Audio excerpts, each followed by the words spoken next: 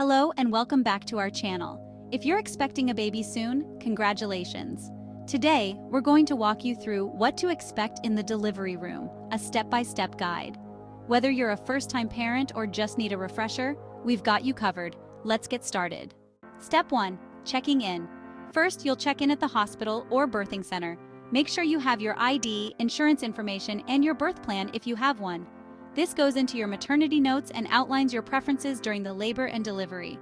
The staff will take you to a room and get you settled in. Step 2. Early labor.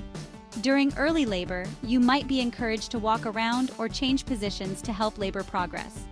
The contractions will gradually become stronger and more frequent.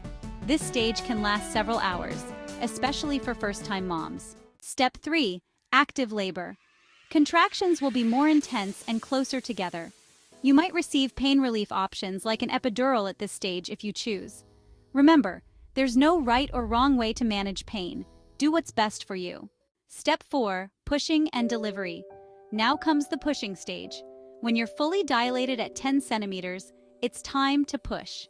This can take anywhere from a few minutes to a few hours. Listen to your body and follow your doctor's or midwife's guidance. Step 5. Post-delivery. After delivery, you'll deliver the placenta. The medical team will check to ensure everything is complete and that you're not bleeding excessively. You'll then have time to bond with your baby and start breastfeeding if you choose. And there you have it.